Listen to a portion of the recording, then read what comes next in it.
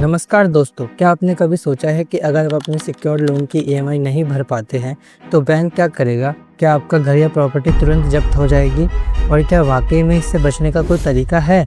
आज की इस वीडियो में आपको बताएंगे अगर आप अपने सिक्योर्ड लोन नहीं चुकाया तो बैंक का अगला कदम क्या होगा और आप सेटलमेंट कैसे कर सकते हैं, और ऐसे मोस्ट इम्पॉर्टेंट टिप्स जो आपकी प्रॉपर्टी को बचा सकते हैं। वीडियो को अंत तक ज़रूर देखें। मेरी आपसे रिक्वेस्ट है वीडियो को स्किप ना करें, क्योंकि हर जानकारी आपके लिए बेहद इम्पॉर्टेंट होने वाली है। तो चलिए वीडियो को शुरू करते हैं।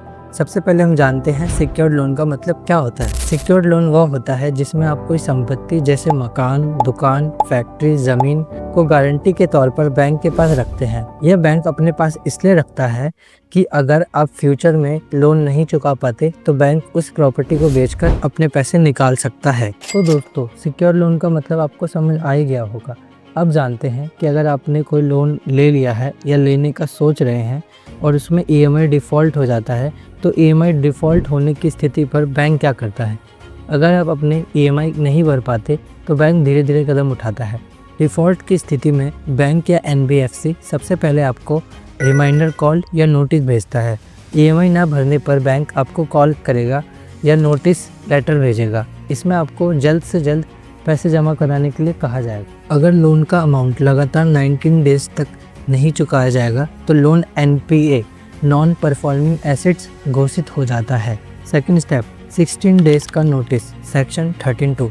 अगर आपने 3 महीने तक ईएमआई नहीं दी तो बैंक आपको सरफेसाई एक्ट 2002 के तहत नोटिस भेजेगा। इस नोटिस में लिखा होगा कि आपको 60 डेज के अंदर बकाया चुकाना है। अगर आप ऐसा नहीं करते तो बैंक अगला कदम उठाएगा।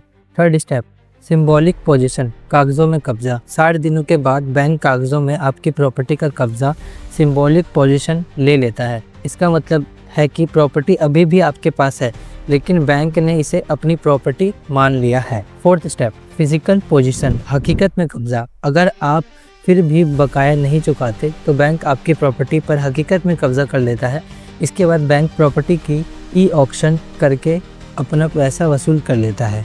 तो दोस्तों, इसमें ध्यान देने वाली बात यह है कि ये सब अचानक नहीं होता। ऐसा नहीं है कि बैंक रातों रात अचानक से खड़ा हुआ और आपकी प्रॉपर्टी बेच देगा। बैंक हर स्टेप पर आपको पहले सूचित करता है और समय देता है।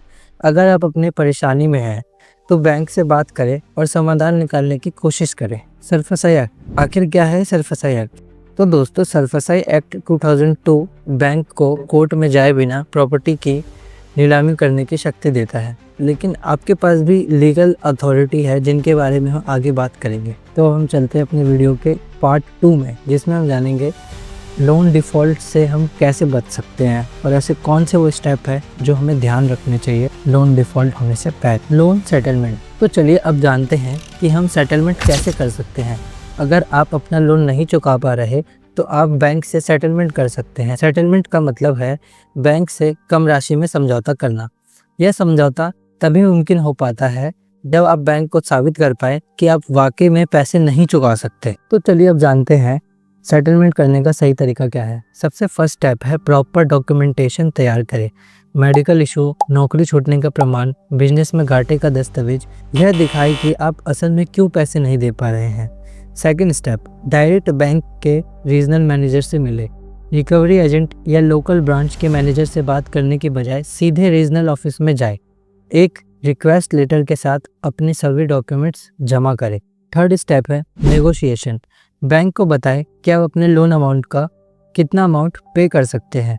Bank most of the cases में 50 to 60% तक राशि माफ़ कर देता है। और दोस्तों, रिकवरी एजेंट से सावधान रहें। बहुत बार रिकवरी एजेंट आपको गलत जानकारी देकर डराने की कोशिश करता है। कभी भी सीधे एजेंट के झांसे में ना आए, ना उन्हें सीधा डायरेक्ट पैसे दें। तो दोस्तों, अपने बैंक सेटलमेंट के बारे में जान लिया, अब कुछ लीगल राइट्स के बारे में जानते हैं। सबसे पहला स्टेप, 60 दिन का नोटिस। सरफसाई एक्ट के तहत आपको 60 दिन का समय मिलता है। इस दौरान आप पूरा बकाया चुका सकते हैं, लोन को रीशेड्यूल करने की अपील कर सकते हैं और सेटलमेंट के लिए आवेदन कर सकते हैं। सेकंड स्टेप जो आप ले सकते हैं वो है डीआरटी, डेट रिकवरी ट्रिब्यूनल। अगर बैंक ने आपकी प्रॉपर्टी पर कब्जा कर लिया है तो आप डीआरटी में केस फाइल कर सकते हैं।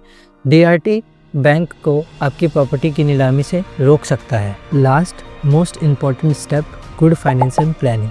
लोन लेने से पहले एक सही प्लानिंग करें, अपनी ईएमआई हमेशा टाइम पर चुकाएं और एक इमरजेंसी फंड बनाएं जिससे आर्थिक संकट आने पर लोन का भुगतान किया जा सके। तो दोस्तों, अगर लोन नहीं चुका पा रहे तो कोई बात नहीं, सबसे पहले बैंक से बात करो, कुछ ना कुछ सॉल्यूशन निकल आता है। सेटलमेंट का ऑप्शन भी है जो आपके लिए फ़ायदेमंद हो सकता है, और अगर स्थिति ज़्यादा गंभीर है तो कानूनी मदद ज़रूर लें। याद रखिए, सही वक्त पर सही कदम उठाना बहुत ज़रूरी है। Thanks for watching.